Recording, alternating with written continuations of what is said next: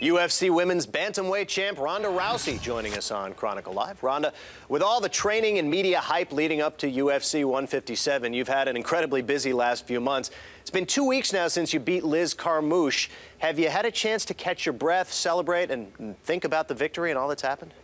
Not really, to be honest. I asked for a week off after the fight, and 3 days into that week they called and said I had a bunch of commercials and they were flying me on like a 5-city tour. So I had to immediately stop, sitting on the couch and eating wings, and I had to diet again and work out again and get ready for that trip. And then I'm in the middle of like a 5-city tour, and I've been doing media since 8 a.m. this morning. So I've been doing this for several hours. This is probably my 16th interview. And so there hasn't been a lot of time for reflection yet, but I reserve the 5th to the 31st of this month for everyone to leave me alone. I'm going to go sit on an island with one palm tree and a coconut and a big middle finger and no cell phone. Well, other than the media circus, how exactly did you celebrate your win over Liz? I ate a bunch of buffalo wings. I think I ate like 100 buffalo wings. And then I had some cookies, and then I took a nap. And that was my celebration. I was too tired. Everyone's like, yeah, I'm going to go party. I'm going to do this afterward. Like, I am so tired. Leave me alone. Bring me wings. Put things sleep. Like, that's it. That's all I want to do. I'm very peaceful and cuddly and, ravenous after my fights. All right, so you knew going into UFC 157 that Carmouche would present a good challenge. You won, but it was arguably your toughest fight as an MMA contestant. How would you evaluate your performance in this particular bout?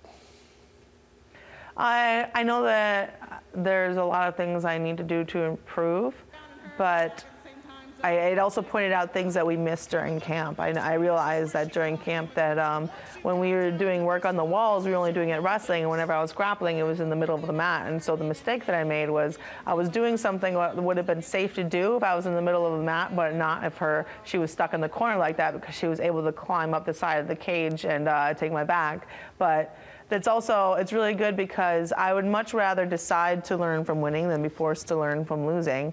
And it made the fight a lot more dramatic and for everybody watching. It was very good that I was made to look vulnerable for a little moment, because it puts a lot more excitement and uncertainty in the division. So everybody always wants to know what's next. Let's spin it forward. Have you given any thought as to your next fight, when it might be, who it might be, or is it still a little premature to go there? Miesha Tate and Kat Zingano are fighting in April on the Ultimate Fighter finale card. They're the co-main event, and Kat Zingano is one of the few women that are undefeated at the moment, and I think it would be great to have 2 undefeated women fighters coming together for the title. And also, me and Miesha fought for the title when I first took it in the first place, and it's well known that me and her aren't exactly friends, and I would always relish an opportunity to give her the business again. So I think a lot of people would like to watch that as well. So whoever wins, may the best fighter win, and I would be very happy to take on the winner. By all accounts, the Carmouche fight was a huge success. You might argue not just for you, but for women's sports in general. Dana White said it was, quote, a big night for women. How do you feel about being the face not only of women's UFC, but of women's fight sports in general? It's cool, and I am very grateful whenever people like to give me that title, but I don't really like to call myself that or to really think about it too much.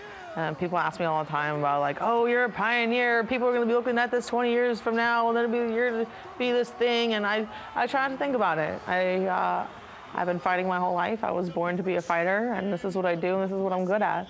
And I didn't do this to become a pioneer. I did this because I was too stubborn to fall into the professions that already existed for me. I didn't have the opportunity to make a living being a fighter, so I created an opportunity to make a living being a fighter, and that's all it is. I ultimately did this all for very selfish reasons, and I'm very happy that it's benefiting other people, but I can't really take on the weight of the responsibility to be doing this for everybody, because it's just too much, and it's a quick way to stop enjoying the ride. All right, fair enough. Now, earlier this week, you signed on with the William Morris Agency. There have been rumblings you might be interested in eventually doing a little acting, joining the entertainment world outside of UFC. Is the entertainment industry in your future? I mean, right now, fighting is my main priority. I've seen other fighters like Rampage Jackson in the past get distracted by Hollywood stuff. Like he was on the A-Team, he did an amazing job, but he was never really the same fighter again after that. And I don't really want to lose my rhythm, especially when I feel like I'm just reaching my peak. So at this point, you know, fighting is my main priority. I have a very short shelf life in fighting, and if we could fit some other, you know, Hollywoody stuff in around the fighting, I would be very happy to do that. But not until after I retire for fighting will I make something like that some other outside Willie Morrissey things kind of more my priority. All right, so if you eventually do get into that Hollywoody stuff and you could work with any movie or any actor or actress, who's your dream co-star? Ooh, who would I love to work with? Tom Hardy's really cute. That's all I can think of off the top of my head. And like he already did that MMA one, yeah, MMA movie Warrior and stuff like that. Yeah, that'd be really cool. I just want to kill zombies. I want to be in a zombie movie. All right, it's good to have goals. All right, so here in the Bay Area, we've got a guy, Nick Diaz from Stockton, who's taking part in UFC 158 next Saturday. You have worked and trained with Nick. Tell us about him and give us your thought on the upcoming Georges St. Pierre bout. I think it's very, very long overdue. It was meant to happen several times before, and suddenly the stars have all aligned and the fight's really going to happen. And Nick's always been one of my favorite fighters since before I even started doing MMA.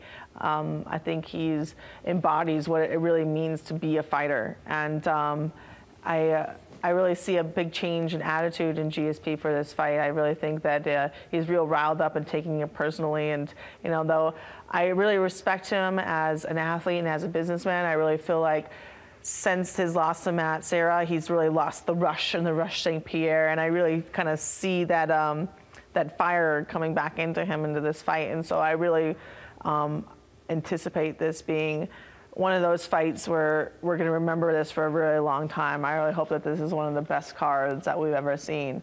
And I really hope that they come out and put it all out on the line and throw it down and go out to defeat each other and not just to win some rounds. We hope so as well. Ronda Rousey, thanks for joining us here on Chronicle Live. Best of luck to you in the future, and hopefully we'll talk to you again before you get back into the ring. Thank you. Appreciate it. See ya.